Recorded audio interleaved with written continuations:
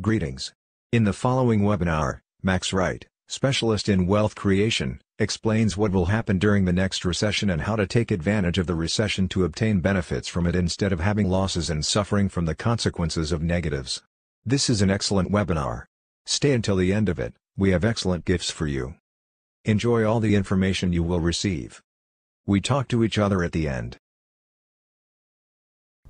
Hello everybody, welcome to the Great Wealth Transfer webinar. I'm super pumped, super excited across all of my different businesses, across all of the different things I do. Teaching is my number one favorite thing to do. For the next little bit, it's just the whiteboard, it's me and it's you, and I'm just going to try and give you as much value as I possibly can.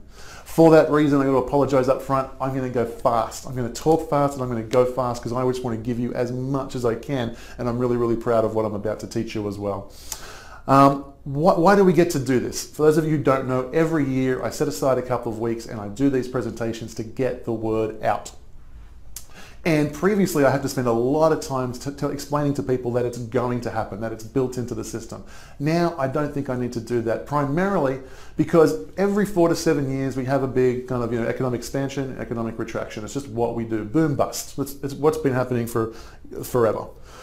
Since the beginning of the Republic, since the beginning of the United States, there have been 47 economic expansions and contractions. We are now in the third longest one in history.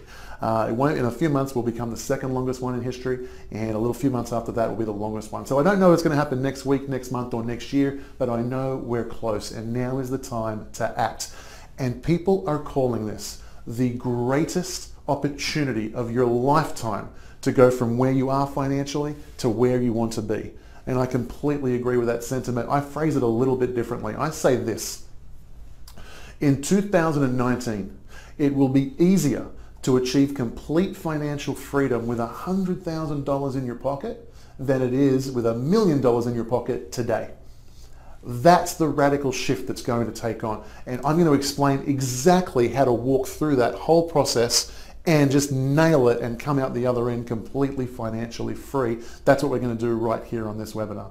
Now, before I get into it, I'm going to do a few little points of housekeeping. Number one, disclaimer: I'm not an accountant, I'm not a lawyer, I'm not a financial planner. I'm coming at this from a journalist perspective, and it's for educational purposes only. All investment carries risk, and you should consult a professional before you act. Number two, go ahead, turn off your phones, turn off your browsers, give this your attention. While you're turning your phones off, may as well open up your calculator. We're going to be doing a little bit of light math later on. And the third piece of housekeeping is right below this presentation, you will see a text box. As we're going along, if you have any questions, go ahead, type those in right there. They'll be collated. Dan here off camera, he's going to collect those, and at the end, I'm going to go through and answer as many of them as I possibly can. So let's get started with the value and the content. Here we're going to go. Before I start teaching, there's a few things that I want you to see first so they have some context while I'm teaching. So for that reason, I've prepared a little clip. We're going to go ahead and roll that, and when I get back, I'm going to go through step by step exactly how everything's going to go down and where you need to be to position yourself to perfectly take advantage of it all. So Dan, go ahead and roll that clip, and we'll see you in just a moment. So we're going to be taking a look at some macroeconomic trends today. For that reason, we want to take a look at the long view of history. This is the last 100 years of the stock market. Back here is the Great Depression. And we'll see here, around about this point, 1986, we see a big shoot off. There's a very good reason for that. The first baby boomers, born in 1946, turned 40 in 1986. When you hit about 40 years old, it's very predictable. That's when we start to think about retirement. Maybe we've paid off our house, we've got ourselves, our family started, and it's a really time to start thinking about retirement, and people start saving. They pour money into their retirement vehicles, and that money is largely poured into the stock market. That is one of many reasons, but one of the reasons that this stock market really goes off over the next couple of decades. And then it begins this violent, what's called a megaphone pattern. Up, down, and specifically it has higher highs, another higher high, and of course this isn't a high, this is a little pullback. We go well through way up into the 20,000s where it currently is now. But simultaneously, while we're having higher highs, we have lower lows. We have lower low here, lower low here. And so I want you to be aware of this. I'm going to sketch this graph up on the whiteboard, and I want you to know what I'm talking about when I do that. And finally, there were very, very few people who in 2006, 2007, 2008 were publicly screaming from the rooftops, guys, we are on the doorstep of a massive crash. Time to sell and get out of things. And all of those people and some new ones are now saying the exact same thing. These are the people whose opinions matter. And there's some clues in what we should do and how to manage that and come out of that process a winner by listening to them talk. So take a quick look at this.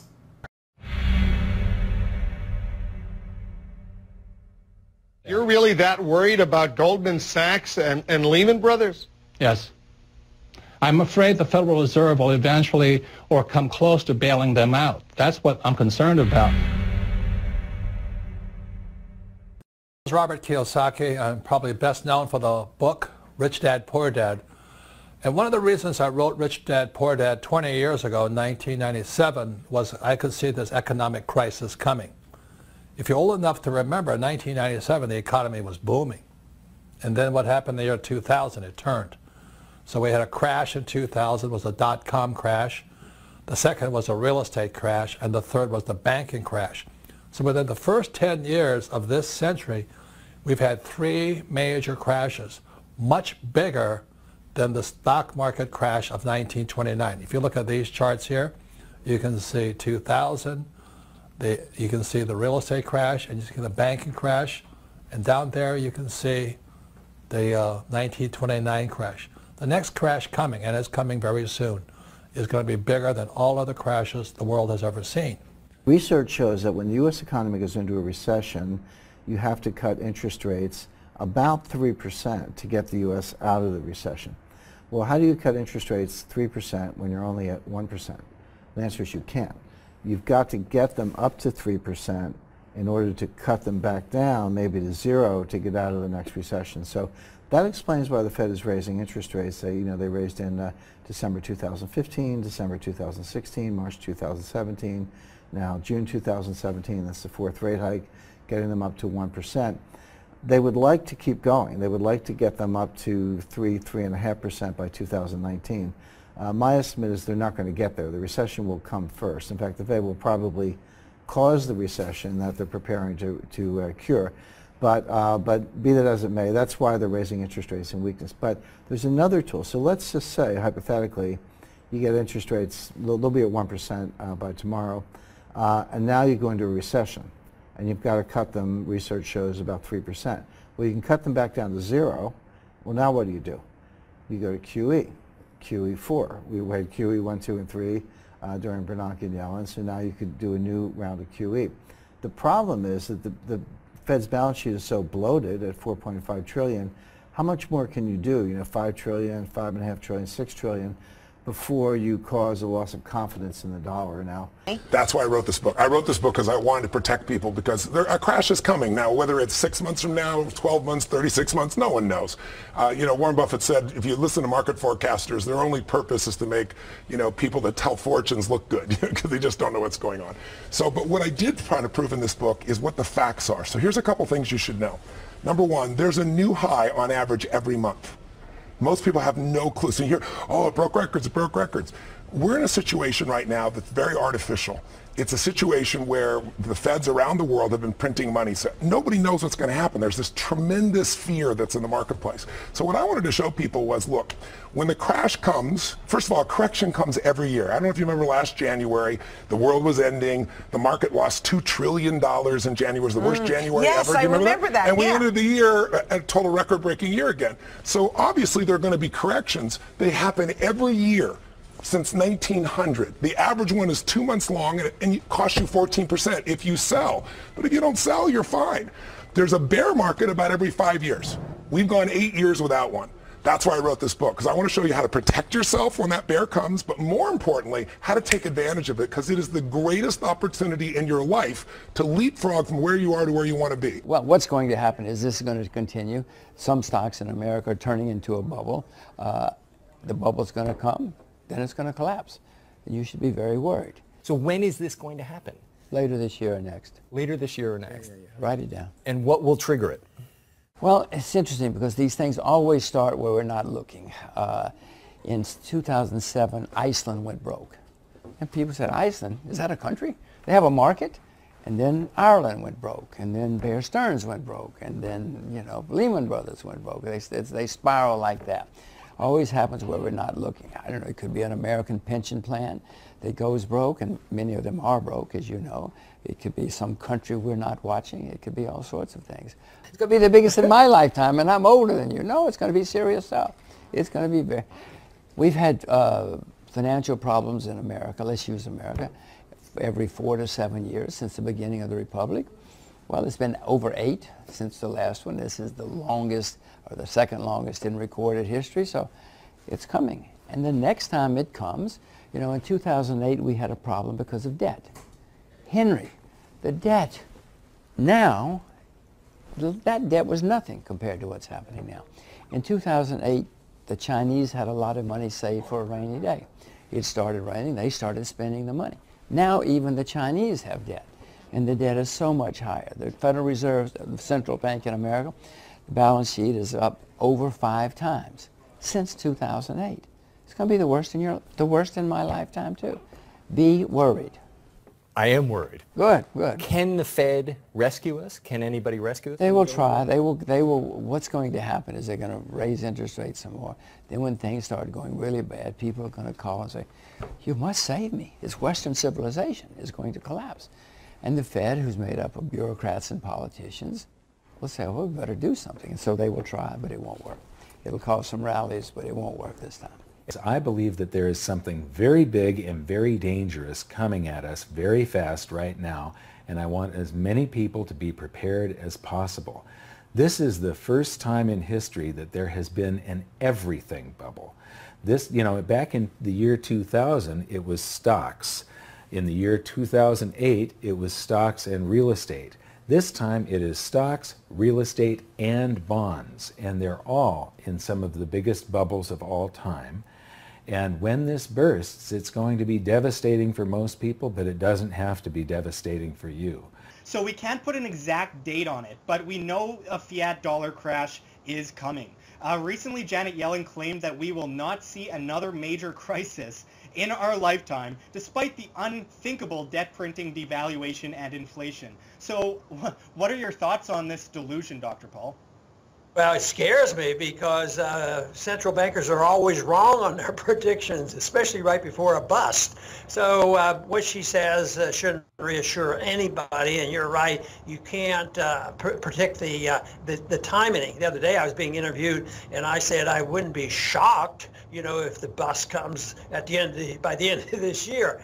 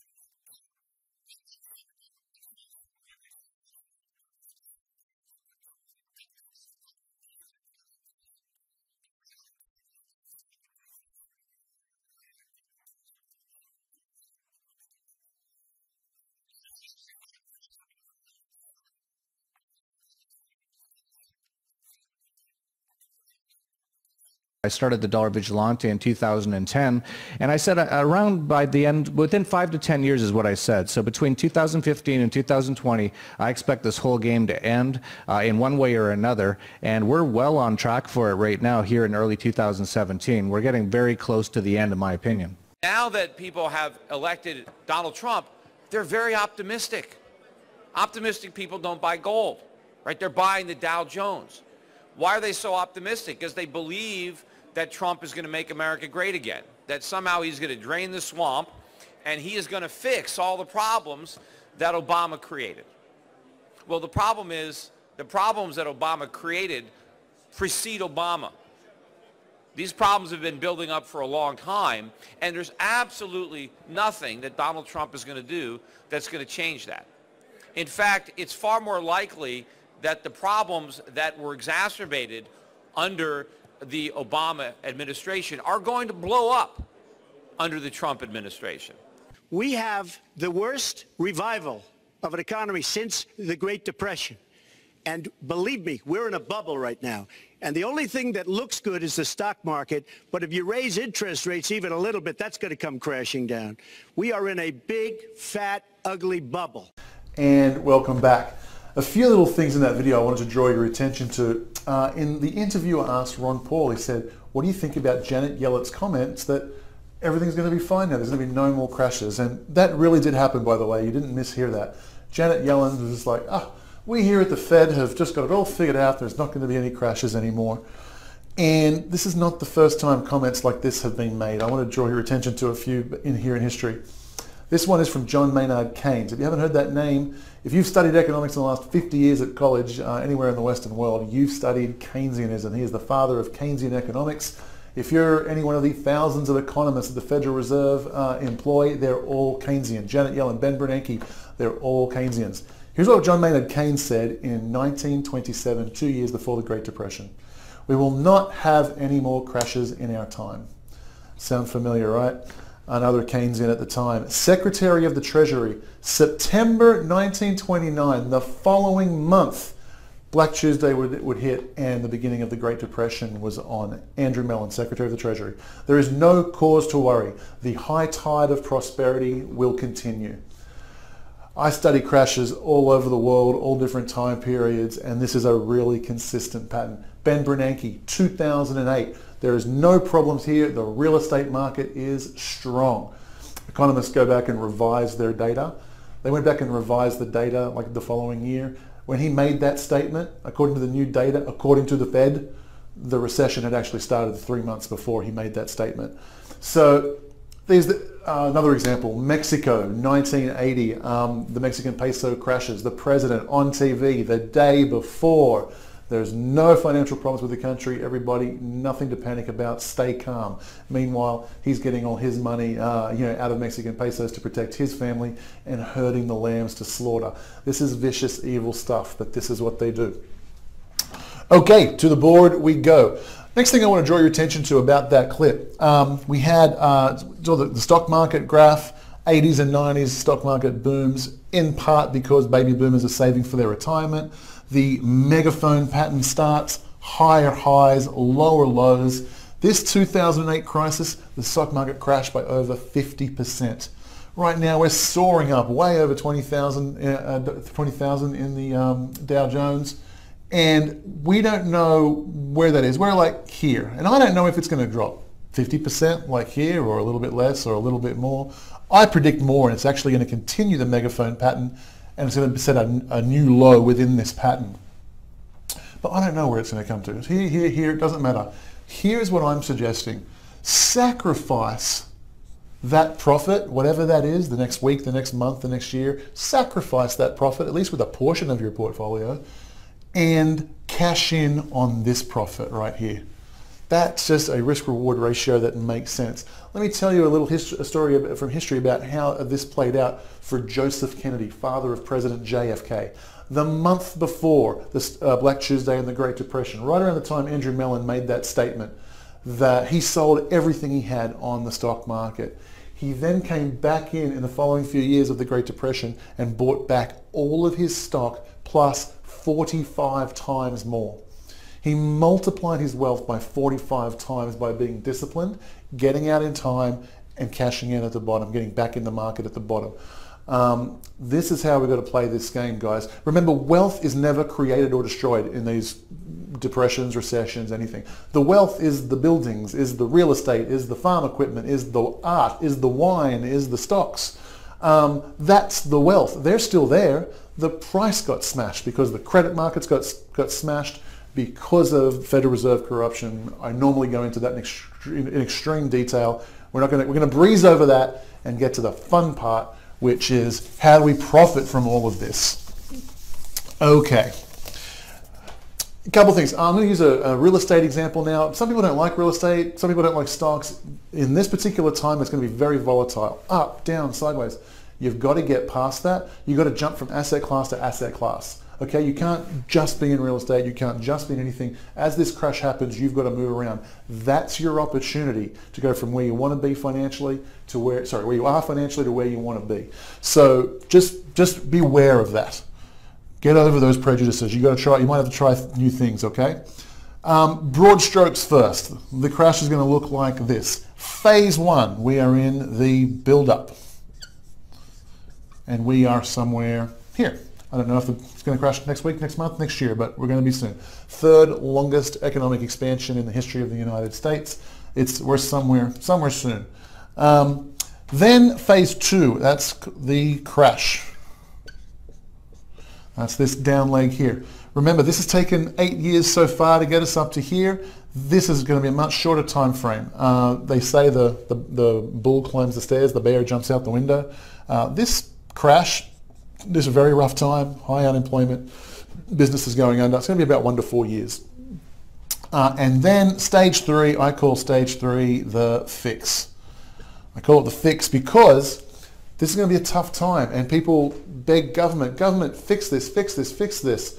And government says, yes, we will fix it. And they print money, and they do bailouts, and they bail in, and they interfere, and they interfere. They print money, and they fix it. In actual fact, the fix is in. This is when they're making all their money.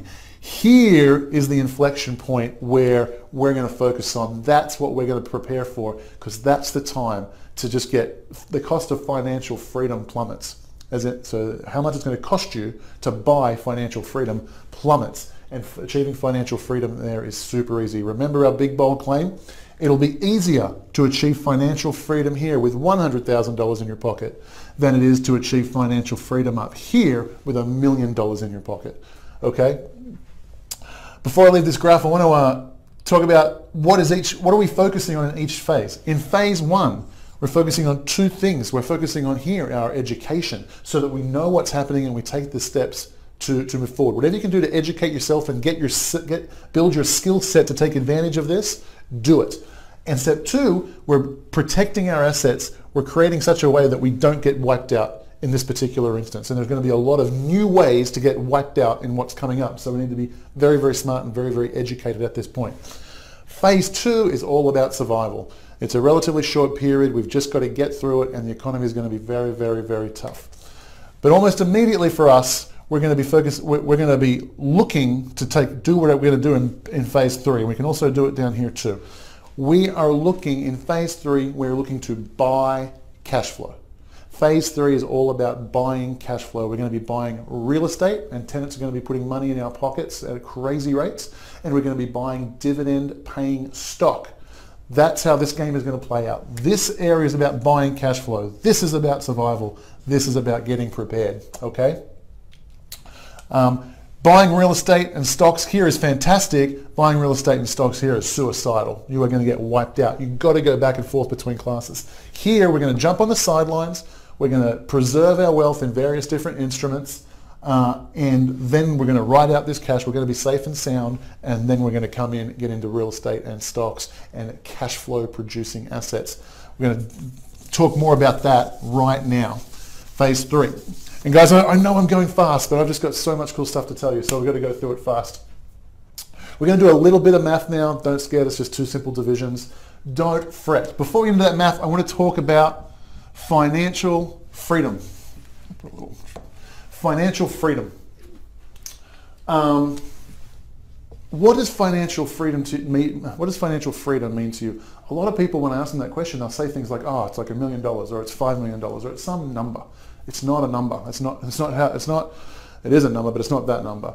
We've been trained to think like that because you can't get any cash flow from any assets right now, hardly. It's like if you have $1 million in the bank, maybe you're earning $12,000 per year in interest. You can't retire on that.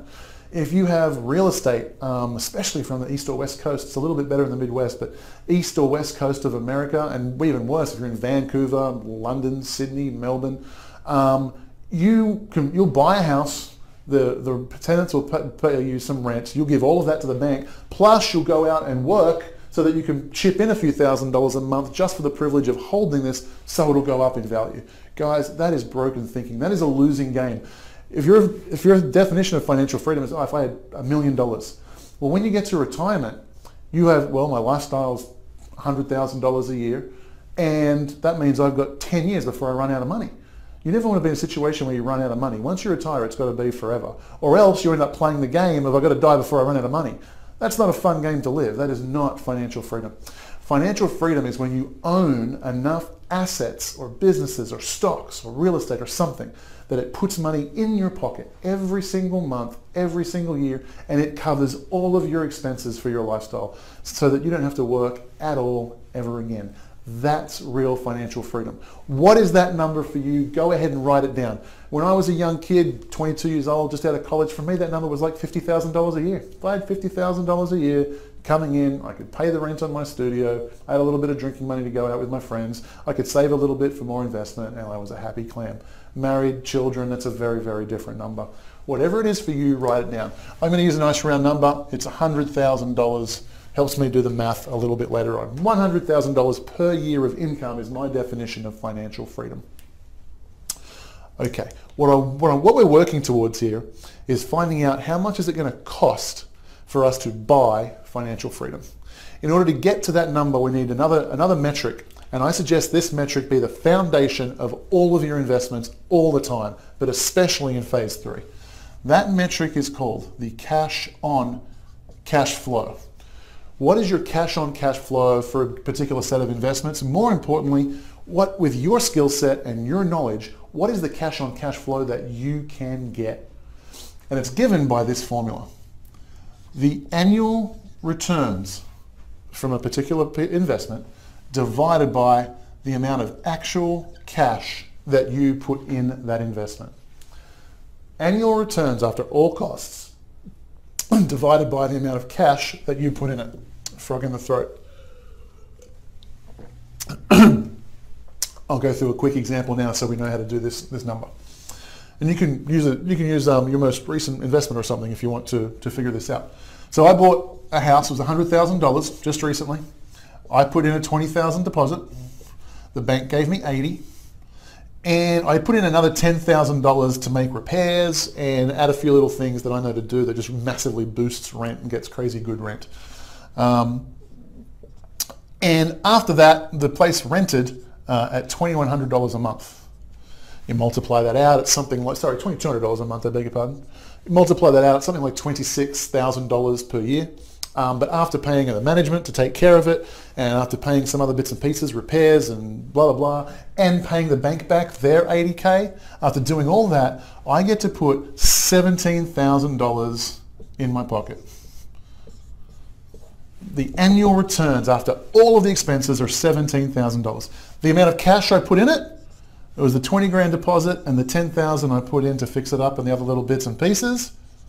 $30,000 is how much cash I put on it. Therefore, my cash on cash flow is 17,000 divided by 30,000. It's something in the order of 55%. It's around that figure. My cash on cash flow is 55% on this deal. This is a crazy good deal. I wish I had access to these all day, every day. I've managed to do 2 in the last couple of months, but if I have access to those all the time. It's a very, very hard time to get those kinds of cash flow returns. But that's how you work out cash flow returns. Okay. So how do we use our cash on cash flow to derive how much it's going to cost financial freedom? Let me get another quick formula up here. The cost of your financial freedom, what it's going to cost you to buy financial freedom, is your financial freedom number divided by your cash on cash flow returns from the investments that you're able to make. So let's do those really quickly. I had a 55% cash on cash flow return. If my desired retirement, financial freedom, is $100,000 per year, divided by my ability, let's say I had access to an infinite number of properties that I could get at 55% cash on cash flow return, then the amount of money I would need is something in the order of, if you do that math, 100 divided by 55%. If you're doing it on your calculator, it's 100 divided by 0.55. Is something in the order of $180,000. With $180,000, if I could get unlimited amounts of these deals, I could just go and buy $100,000 per year in income. That is the cost of financial freedom to me. So, why do we go through all that? Here's why. I'm going to explain to you right now. Remember phase 1, phase 2, phase 3? We're going to work out what it's going to cost for us to actually achieve financial freedom at this point. How do we want to know, what do we have to arrive at this point? How much money do we want in our pocket to buy financial freedom? And there's a good reason to show you why. We're going to go through an example right now. And I used to do this with data and graphs in here. I found a way more fun way to do it. Backstory, I was at a wedding not too long ago in Cabo. I met a fantastic guy, a really nice guy. He was a real estate developer from Las Vegas. And he said he's been doing it for 30 years, at least tens, I think hundreds of millions of dollars worth of property. But he had lots of developments. Some of them got taken off of him in 2008 during the 2008 crisis, though he was foreclosed on. He lost some of these. These are big developments, like 500 apartments. Now he told me this story, which I knew was emblematic across, this happened all over the place in pretty much every state of the union, right across the whole spectrum. These deals that I'm about to show you, was everywhere, all right? Thanks to me knowing him and he was being kind enough to share, I'm going to use the specific numbers of his deal so that we can learn from it about how it went down, okay? So I'm going to call him Guy 1. And in 2004, he wanted to build a project and the bank valued it at $25 million and he needed $25 million to build it. If these numbers scare you, the millions, just cross it out and think of it as thousands in your mind, because that's true for single family residents, duplexes, triplexes, fourplexes. This was true across the board, okay? $25 million. He put down a $4 million deposit and the bank lent him $21 million. His 4 deposit, $21 million, $25 million to build the project. He goes ahead and he builds the project and he then uses his marketing expertise, fills it up with tenants and good tenants, people paying rent, and they're paying, after all the expenses, after the management, after the groundskeepers, after everything, he's left with $2 million per year in his pocket. After all expenses except for the loan, he gets $2 million. The loan on the $21 million, he has to pay about $1.5 million in loans to pay in interest to pay off this $21 million every single year, which means he is left with $500,000 in his pocket every single year with this deal. 2008 comes along.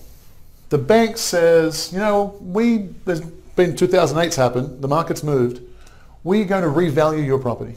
And they go and revalue it and they say it's worth $14 million. This is in 08. They say it's now worth $14 million, not $25 million. You owe us $21 million. We got a problem. You need to put in $10 million because we feel too exposed.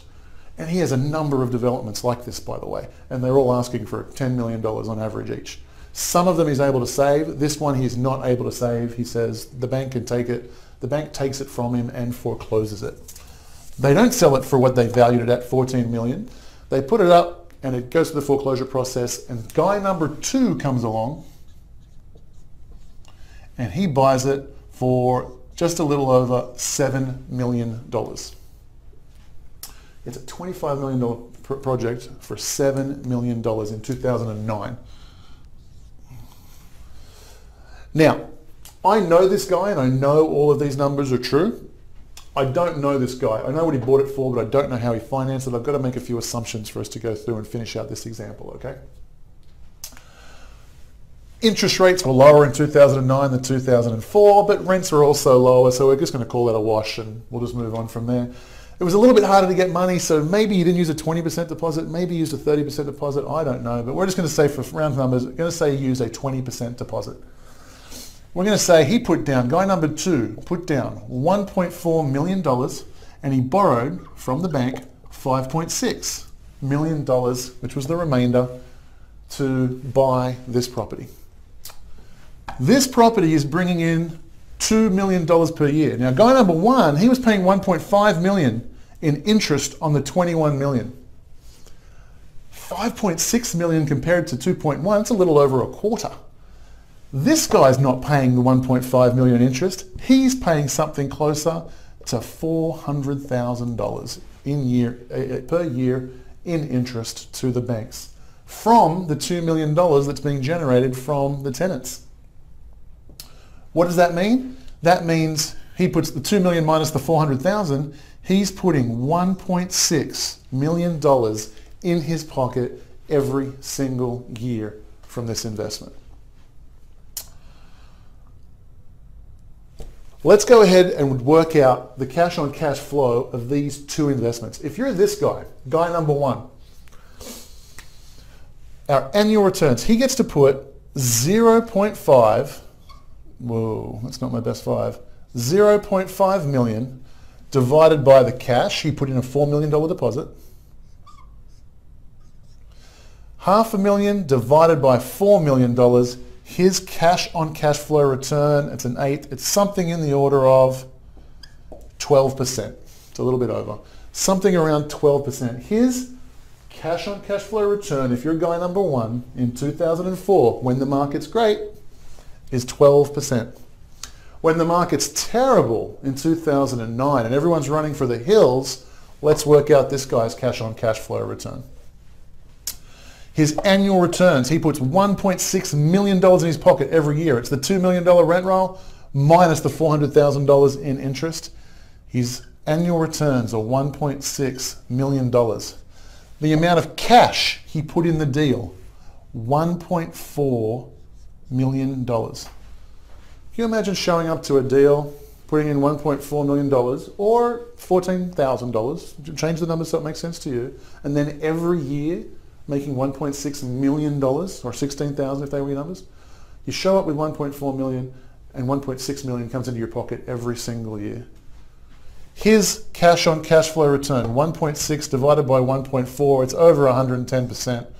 Let's just say it's 110%. His cash on cash flow return is 110%. His cash on cash flow return is 12%. In 2009, when the market's horrible, which cash on cash flow return do you want? This one or that one?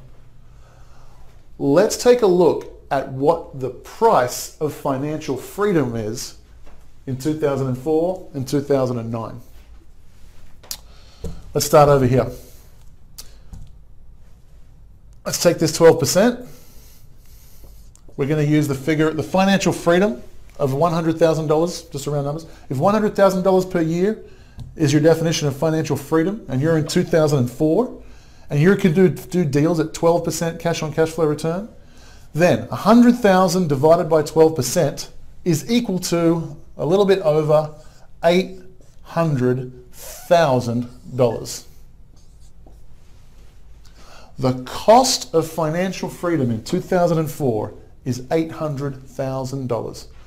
Let's have a look over here. The cost of financial freedom is the goal, $100,000 per year, divided by 110% is equal to something in the order of $90,000. In 2009, when the world's crying in their Cheerios, financial freedom costs $90,000. In 2004, financial freedom cost $800,000, nearly 10 times. You remember my big bold claim? Look at the skill sets of these two guys. This guy is a real estate developer. He had to go out and source the property. He had to go and negotiate with city, get plans approved, architects. He had to finance the whole deal. He had to go and negotiate with contractors, electricians, plumbers, everything, get the darn thing built.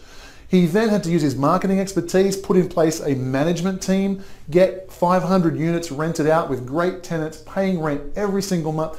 The skill set this guy has is ginormous. And he can only invest in cash on cash flow return of 12% in 2004. In 2009, this guy shows up. What's his skill set? He's buying an apartment block. There's already a management team in place that manages it. It's full of tenants paying rent. You don't negotiate with any contractors. All the problems have been solved, and he gets to put $1.6 million every year in his pocket at a cash on cash flow return of 110%. The only skill set this guy needs is to have the discipline to wait until 2009 to buy. When everybody else is crying in their Cheerios, he comes in and takes all the glory. This guy does all the work, has an enormous skill set, has the property taken off of him, and even if he didn't, he's making a pittance 12% compared to his 110%. It is, add the skill set and the numbers together, it is 10 times easier to buy financial freedom in 2009 than it is in 2004. And 2004 was not 2006 and 7. It was way worse then.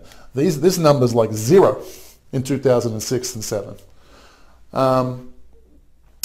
2009, 2010, you're driving along the highway, you see these concrete shells, no windows, no floors, no fittings. Projects just walked away, abandoned. They're halfway through building it. The bank came in and revalued it and said, we want you to chip in another 10 million. They went, no, this is ridiculous. I was going to get a 0% cash on cash flow return anyway. Now you want another 10 million? And they just walk away. In 2007, financial freedom's down near impossible when the times are great. 2009, when there's blood on the streets, financial freedom, relatively piece of cake. 10 times easier all day, every day. Let's talk about a little bit about, just so you know, this was emblematic all over the country, every state. This is what happened, right? And it happens every time there's a crash. It's not unique. What 2008 wasn't special. Every time there's a crash. In the Great Depression, famous story from history. In the Great Depression, Hilton, as in Paris Hilton's dad, the creator of the Hilton Hotel empire, he bought his very first 4 hotels in the peak of the Great Depression. Between 1929 and 1933, he bought his first 4 hotels, and each hotel had 100% cash flow. Not cash on cash flow, cash flow. Meaning, if he bought in 1932, if he bought a property, a hotel that was operating at $7 million, sorry, he bought it for $7 million, it wasn't earning $2 million. It was earning $7 million. Can you imagine buying a hotel and at the end of the year you've completely paid it off and got all your money back that you put it? That's what happened. I don't know how Hilton financed his first deals. I'm not sure if he just had the money or if he borrowed it. If he was able to borrow it, we're talking his cash on cash flow return was in the hundreds of percent. I'm getting 55% cash on cash flow returns now. I'm expecting in this next crash to be able to get cash on cash flow returns 300-400%. Meaning I show up with $100,000 and I can buy $300,000 or $400,000 per year in income forever. Financial freedom will never be as cheap as you see coming up in the next few years. The experts are right. The opportunity for you to go from where you are financially to where you want to be will never ever be as great as what's going on in the next few years. It's time to get excited, y'all. Sorry, went all hipster there for a moment. I'll leave those there for a few minutes just in case anybody wants to copy them down. Now this is real estate. I don't care about real estate. Oh, see, I will. One more thing I'll mention. Robert Kiyosaki, you saw him in the clip I showed earlier. He was one of those who predicted 2008 on TV. He was out there telling people to do it. He also ran a business. He wrote books, Rich Dad, Poor Dad. He wrote games. He did a whole bunch of things, and he educated people for several decades. I think he released Rich Dad Poor Dad in 1997. He wrote a book in 2002 calling for this crash that we're about to have because the baby boomers are going to be withdrawing their money. It's that predictable, that far out. He called for the stock market crash to happen in 2016 when he wrote his book in 2002. Turns out he's going to be wrong by a year or two, but that's a darn good prediction, I would say. Now, he was telling people, through his books, he was teaching people, guys, phase 1, phase 2, phase 3, when you get down here, you buy like crazy and you buy up cash flow. That's what he's been teaching for years. A whole bunch of his students that he taught went and did it. They created incredible fortunes. Some of them read the books and wanted to do it, but just never did. They were busy at work. They were too nervous to do it themselves, whatever. He had so much deal flow. He was just showing up to, bank auctions and foreclosures, and no one was making a bid. He was just buying stuff. He had more than he could possibly do. So what did he do? He went back to his subscribers and said, hey, send us all your money. Here are the deals. If you want to be in it, send your money. You can be a partner in the deal. He had taught them so that they had the skill set to audit the deal, even though they didn't go out and source it themselves. They had the skill set to audit the deal because they understood cash on cash flow. And they went through and bought hundreds of millions of dollars worth of real estate in 2009, 2010. And they and their investors made so much money, it was crazy. That's what happens when you prepare. In full disclosure, I'm doing the same thing. I'm going to have so much deal flow. That example I showed you where I was getting 55%, I bought the house for $100,000, you remember? I'm not doing that for the money. 55% cash flow is awesome. Cash on cash flow is awesome. But it wouldn't at all be surprising me if after this crash, I'm upside down on this house. It really wouldn't bother me. I don't need to sell it, and the cash flow will take care of it, so I'm not going to lose any money on the deal. I'm not doing it to make the money. The reason I'm doing it is to establish the relationships with the banks. When I go to the bank and borrow those $80,000, I tell them what I'm doing. I tell them that here's what's going to happen. I tell them what I'm positioning them for, and I tell them when this crash happens, I want you to call me with your foreclosures because I'm going to be able to give you some top dollar for it. Top dollar is pennies on the dollar, but I'm going to be one of the ones there scooping up all the bargains. I'm doing it to create the relationships and to create the deal flow when the crash happens. Everything is about that point. Whew! Get excited, guys. It's coming. I've been working towards this for a long time, and everything is in place in terms of my skill set, in terms of my finances. I am ready. I want you to get ready too. Let's talk about, we've been talking about real estate the whole time, but listen, same thing happens in the stock market too. When the stock market crashes, Google's going to be fine, Apple's going to be fine, Microsoft's going to be fine. These companies have got hundreds of millions of dollars in the bank. And when that stock price crashes, something, not always, not guaranteed, but very often, those companies use those cash reserves to pay very high dividends to try and attract more investors to build up their stock price, right? I remember, I told you I study crashes from all over the world. I studied a crash, the Argentinian crash in the 90s. They have one every 10 years, but in that particular one, there was a great story about, just an anecdote, about a young family. They had several businesses, right? And those businesses and their real estate in Argentina got wiped out. But one of their businesses was an international business, and someone had paid them with cash in US dollars. And they had a shoebox in their home with $3,000 cash in it. After the peso crash, they went and used that $3,000 and bought stock on the Argentinian stock market, and that retired them. That family has been living off the dividends from that stock ever since. That's the amount. It can happen in real estate, and it will happen in stocks, real estate and stocks. That is what's going to happen in phase 3. It's super good, guys. Let me just check my notes on the board, make sure I'm not missing anything that I really wanted to get to. So let's go through it again. Phase 1, phase 2, phase 3. Here we are buying cash flow like demons. What are we doing here? We are taking some wealth off the table. If you want to bet the farm on it like me and take all your wealth off the table, you can. If you want to turn a little bit of sell some stocks or whatever, you don't have to take them out of your investment vehicles, and if it's in your retirement vehicle, you don't have to sell the stocks and take it out of your retirement vehicle. That has tax consequences. Just leave the cash in your retirement vehicle. There's no tax consequences to that. Pull some money out on the sideline and then buy cash flow like crazy. In order to sum this up, I just got a very quick video from a champion investor. Every time he's introduced, he's named as the legendary investor, Jim Rogers, who crushed it in 2008 playing this game on the markets. I've got a clip that I want you to see from here. And when you get back, we're going to talk about what we do in this stage. Now that we know what we need to be here, let's talk about what we do here to make sure we arrive at this point at where we want to be. Dan, if you can go ahead and play that clip, that would be awesome. I, at the moment, own a lot of U.S. dollars for a variety of reasons. Agriculture is going to be okay going forward. There are a few ways to protect yourself, but it's going to be a mess.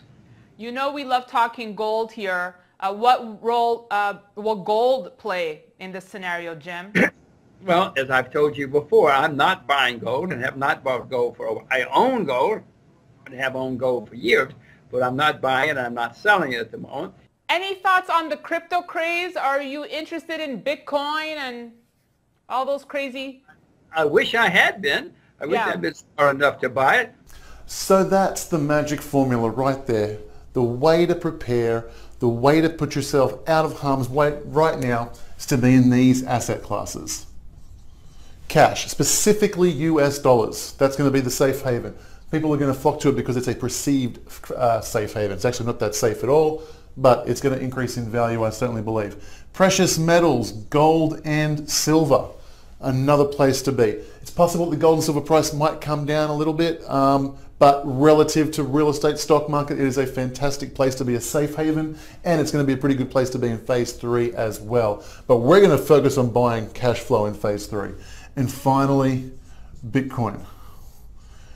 Bitcoin is going to be a phenomenal ride. It already has been a phenomenal ride. It's going to continue to be a phenomenal ride in my experience. If you don't know what Bitcoin is, it's a brand new technology. It's a fintech revolution, financial technology revolution. I have been an author, thought leader, investor, stage speaker in this space for over 5 years. I first advised the Success Council members to go ahead and get into Bitcoin when it was just $11. Now it's in the multiples of thousands of dollars, and people have made absolute fortunes on the back of my recommendation.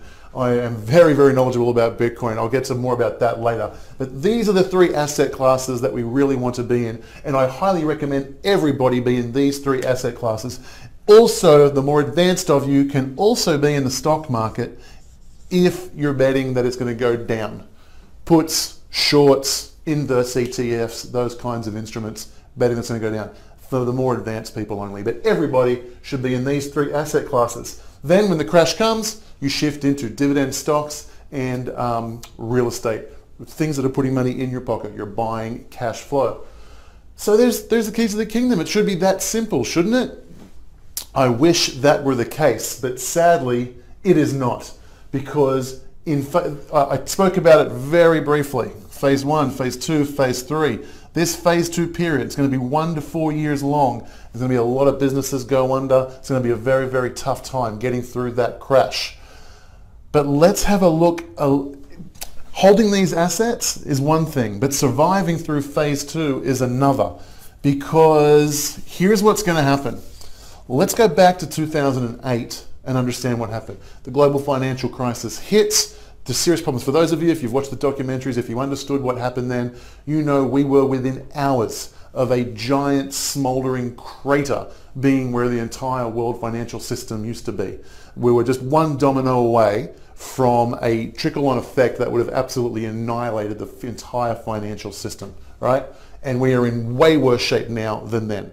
So let's look at what they did in 2008. First thing they did, after the emergency precautions, first thing they did was they lowered interest rates. Second thing they did was they printed money, and with that money they did bailouts. Bailouts of AIG, bailouts of banks, bailouts everywhere. Anybody who needed it, they bailed it out to avoid the crisis of destroying the entire financial system. So this one is going to be much, much worse. We have way more debt. And interest rates are already, they're at 1%. They can't drop them by 3 or 4% like they did back then. They simply can't. So the amount of money they're going to have to print and bail out is going to have to be exponentially more. But there's a problem, it can't be exponentially more. If they print that amount of money, then people will lose faith in the money. This is a trust game. Those little green pieces of paper with US dollars printed on them are just pieces of paper. If people lose faith in the government and their ability to manage the money in the back of it, then that currency will become worthless. You'll go into very high hyperinflation.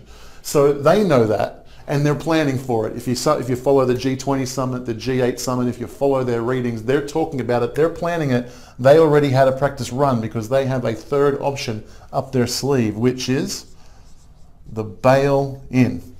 If you're familiar with Cyprus in 2013, that was their practice run. If you don't know what happened, one day it was a Saturday, no warning. Citizens of Cyprus woke up and a bank holiday had begun. A national announcement, the top 2 banks in the country were completely insolvent. The doors shut, the banks were on a 3-week holiday, there was no access to any money whatsoever for 3 whole weeks. The economy ground to a halt. Brussels stepped in, the leaders of Cyprus stepped in, they chatted, they hashed out an agreement. Europe ended up doing this deal with them. They said, we're going to do a bail-in, not a bailout. You have to go back. If you had money invested in those banks, not invested, just if you're a depositor and you had money at those banks, let's say you had $1 million in that bank, they agreed that they were just going to chop your account in half. You went to bed on one Saturday with $1 million in there. 3 weeks later, you woke up, you didn't have access to your money that whole time, and it was chopped in half. The amount that you were allowed to keep, well, of course, if you've just lost half of your money, the next thing you want to do is get your other half get it out of harm's way. So the half that you're allowed to keep, you weren't allowed to get it. You're allowed to withdraw it via ATMs at a rate of 150 euros per day. You could have had $10 million in the bank. It got chopped down to 5 million. The 5 million you can't get except at a rate of 150 euros a day. That is what a bail-in is. And that they know they can't do this enough. They know they can't do this enough, and they know and they are planning to do bail-ins. They will do combination. They'll do that as much as they can. They'll do this as much as they think they can, but they might go over and just destroy the whole country and the whole financial system. And they're going to do this, a hell of a lot of this.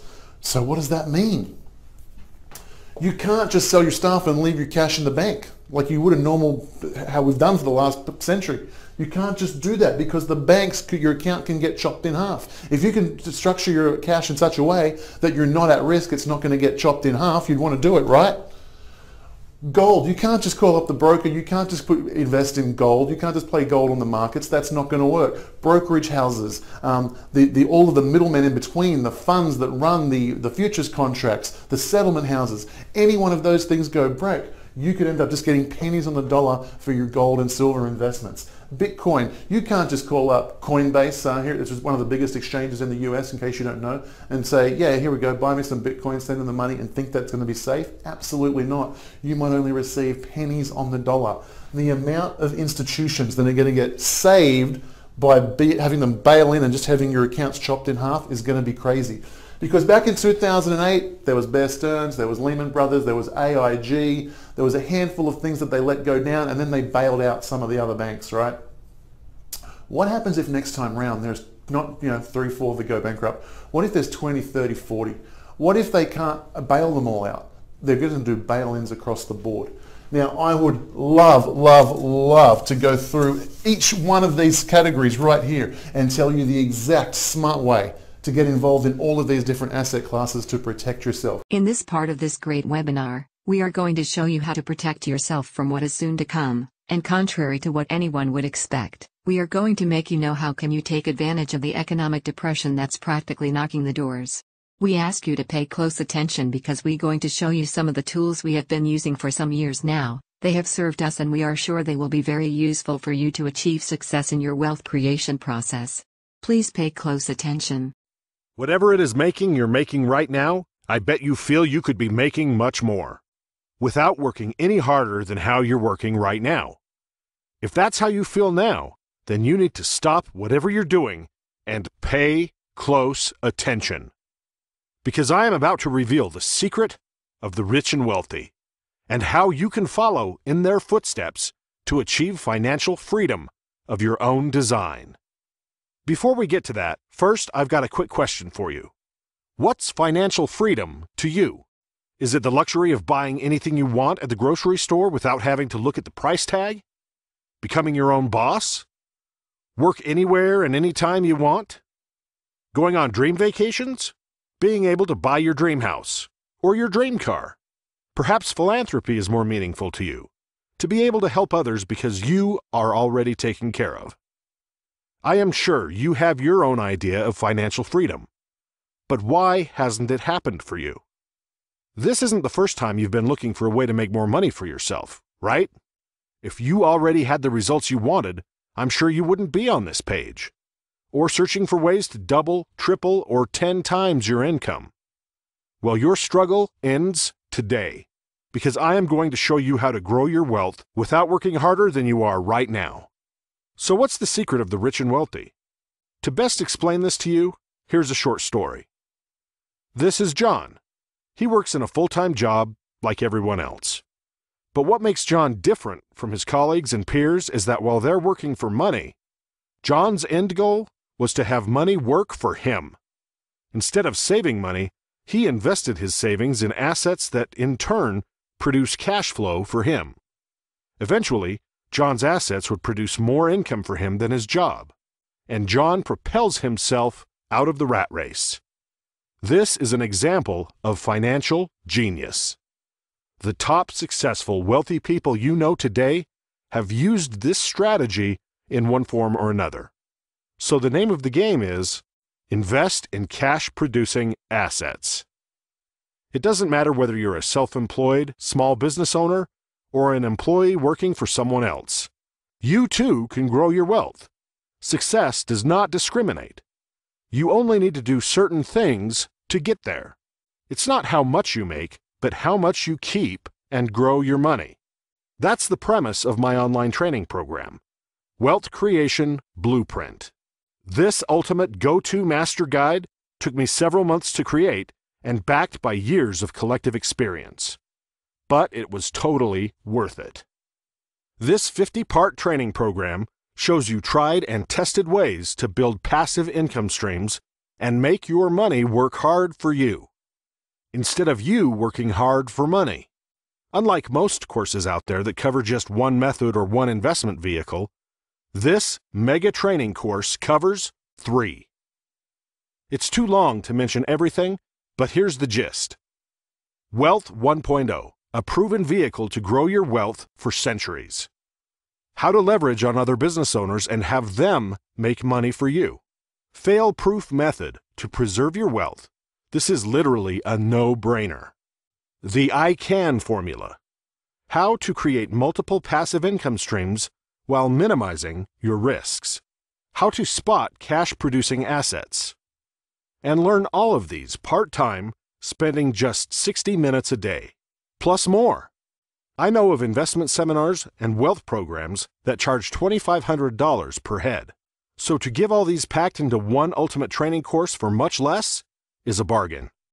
And why not? If I can help spawn more wealthy people and even millionaires, thus, you don't have to fork out anywhere near $2,500. Not at all. In fact, what I am about to charge is totally minuscule. You'd be stupid not to get this. Go down below this video, click on the order button, and purchase now. Did I mention that Wealth Creation Blueprint is protected by my ironclad guarantee, or it's your money back? You're getting my 100% no-risk guarantee because I'm confident Wealth Creation Blueprint is what you need. I'm so confident it'll work for you, I'm prepared to let you try it risk-free for an entire 30 days. If you are not completely satisfied, simply return your order within 30 days for a full refund. So there you have it. Click on the button below.